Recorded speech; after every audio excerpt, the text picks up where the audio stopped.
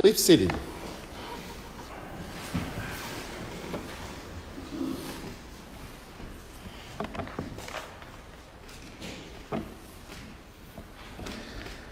Last Sunday at brunch after church, Stacy Lipscomb put together a really nice slideshow of pictures from over the years at St. Dunstan's. Several of those pictures included our time worshiping outdoors during COVID tide. When I saw the pictures, it made me realize how much I had forgotten about that time, probably intentionally.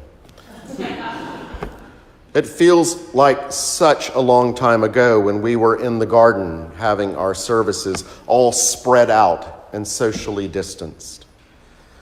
While things seem back to normal, or probably as back to normal as they're gonna be, we know that we're changed, that things have changed.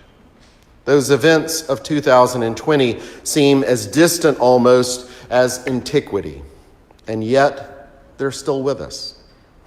While grocery stores no longer have aisles with one-way arrows to keep us distant and safe from one another, and we no longer desperately hunt for toilet paper, COVID still has us living between worlds.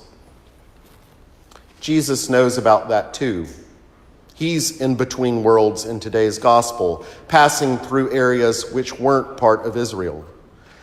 That's when Jesus comes upon a group having to keep their own social distance.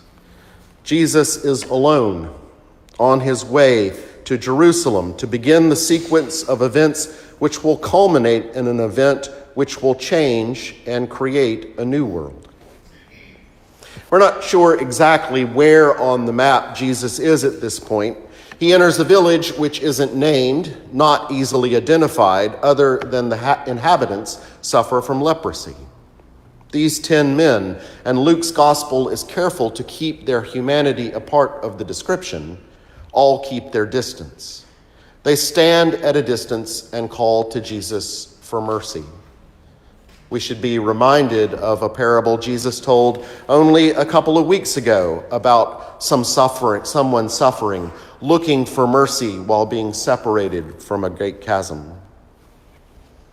Illness knows no border. Isolation has no central geographical location. People of any age, race, gender, sexuality, culture, economic conditions can cry out for mercy. Back in chapter 5, Jesus encountered another leprous man. That encounter also happened in an unnamed city. That man was suffering from a severe disease, and when he saw Jesus, he bowed his face to the ground to hide himself. He begged Jesus for healing, and Jesus touched the man, healing him. You don't have to live with a concept of purity laws to not want to touch someone. What Jesus showed in that healing with his touch was the power of compassion, mercy, and love. Jesus restored him. Jesus broke the distance. But here in this story, there's no touch. He tells these 10 to go and show themselves to the priest, and as they follow his request, they find that they're made clean. I wonder why Jesus told them to do this instead of just touching them as he had done before. What might have been important for these 10 men in going to show themselves to the priest, which might have played an important role in being healed? Hospice chaplain Carrie Egan remembers going to visit Albert and Ada. Ada was the one in the bed, nonverbal, muscles contracted tightly and never moving. Albert sat by her side, just sitting with her, sometimes to pat her hand, sometimes to try and feed her melted ice cream, sometimes just staring out the window. And yet the story Albert would always tell Carrie wasn't of the memories of life with Ada. It was about their son, who, as a boy, delighted to chase his father around the house one night with talons from a turkey. He'd pretend he was a turkey and run after me, Albert said, and pretend to scratch me with his claws. But he was the one that got scratched by them that day. and he died of meningitis on Thanksgiving Day. He was 4 years old. Albert believed the boy had gotten sick because he scratched himself with the turkey feet. No nurse or doctor had been able to convince him otherwise. It was meningitis, not a scratch from turkey feet. Albert knew that, but he also knew he let his son play with those turkey feet. And he got scratched, and he died. Albert blamed himself, and all he could say to Carrie was, "What can you do? What can you do? What can you do?" I think there's a lot to be said in this story of healing which answers that question. We like to think of Jesus, of God, as the one who comes to fix everything that's wrong with our lives. You've heard me speak of this a lot. That's the God of working for. Working for is all about making our lives better. It's the way most social engagement happens. When there's something you need, a broken pipe repaired, for instance, then someone with ability, skill, and resources is supposed to come and use that to solve your need. The response is to pay, acknowledge, show appreciation.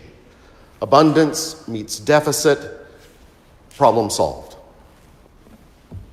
That's often how we expect God to work. God, we say, you have all the power, you have all the skill, you have all the abundance. Therefore, God should solve, fix, eliminate my problem.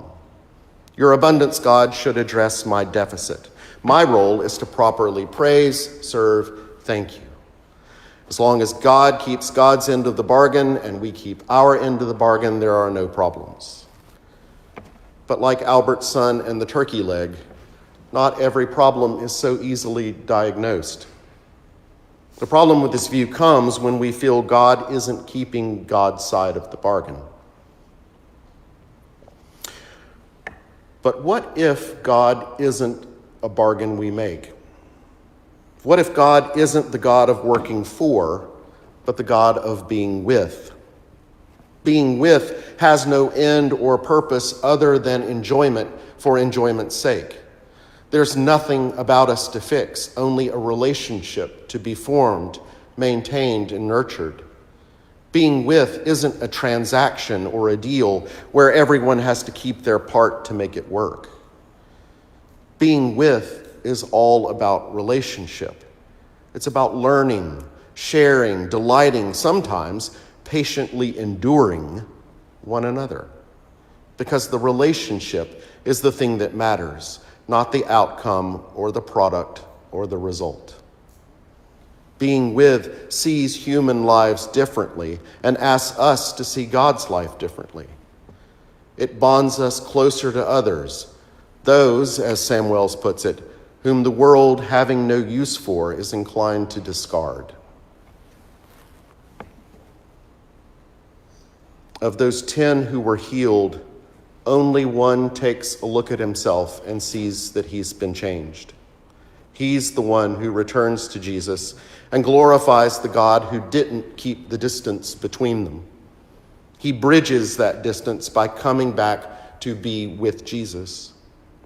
He's the one who returns to thank God, to praise God, not because it was his responsibility to do it, to pay his dues, or keep the good times rolling. He does it precisely because it's not part of his conception of what he must do. Because he wasn't even a Jew. He was a Samaritan. That's the power of God of being with.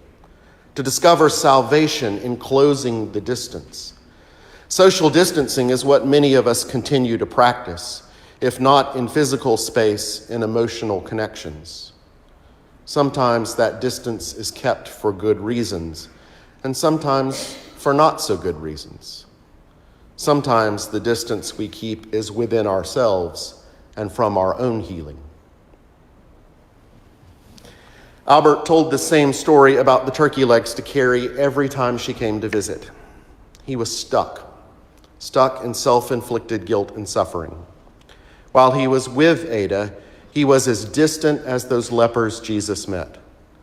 All these years later, Sitting by his dying wife's bedside, Albert was still frozen in time on that Thanksgiving day when his son was 4 years old and died of a disease he thought he had a role in.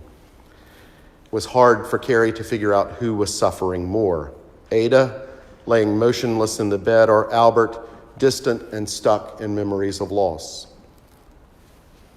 Change is hard, and we're surrounded by a changing world, changing habits, changing ways of life. But the hardest change can come in letting your most deeply held grief and grievance and suffering be changed, even healed. And that's the change we can't provide for one another. That's the relief we can't bring by sheer effort. Some people carry burdens we can never help them carry or lighten for them. What can you do, as Albert puts it, isn't a statement. It's the enforcement of distance. On more than one occasion, Carrie would wipe back her tears as Albert told her the same story over and over again. She would go and sit and listen to him because that's all she could do. She could be with him in his grief and sorrow and hurt. One day he noticed her crying and said, "Oh God, I made you cry." She assured him it was okay. "Thank you for crying for my son," Albert told her. "No one ever cries for him anymore, except me. And when I die, no one will cry for him ever again." I think Jesus will continue to weep for him and for all of God's people in need of healing. That's what being with means. That's what God in Jesus Christ means. Imagine the worst thing you live with, that burden you carry inside you still to this day.